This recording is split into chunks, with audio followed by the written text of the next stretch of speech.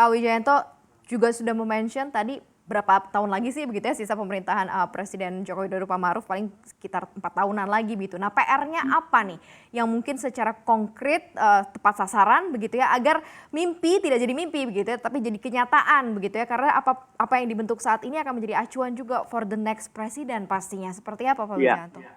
yang pertama kebijakan tentang bagaimana pemerintah mengatasi pandemi ini harus solid gitu ya, harus dikomunikasikan dengan baik di dalam negeri maupun di luar negeri.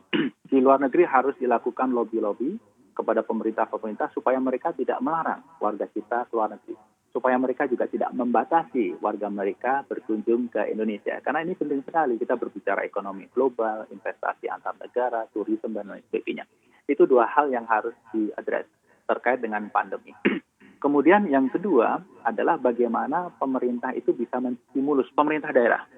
Karena sumber pertumbuhan ekonomi kita dalam situasi seperti ini itu salah satunya pemerintah daerah. Bagaimana pemerintah daerah itu make sure mereka mempunyai fiskal yang stabil sehingga bisa mengeluarkan program-program yang mendorong ekonomi daerahnya untuk tumbuh. Kemudian yang ketiga adalah UKM. UKM ini harus mendapatkan perhatian. Kita sering mendengar begitu banyak program untuk empowerment UKM gitu ya. Tetapi seringkali kalau kita berbicara UKM ini implementasi di lapangannya itu tidak seperti yang kita bayangkan atau kita dengar di berbagai media. Jadi program untuk UKM sure itu mendapatkan atensi yang cukup, kemudian implementasinya juga harus bagus tepat sasaran. Saya pikir itu 4 program yang harus menjadi acuan dari pemerintah. Terkait fiskal, memang dalam kondisi kayak gini pemerintah harus melakukan berbagai counter cyclical policy.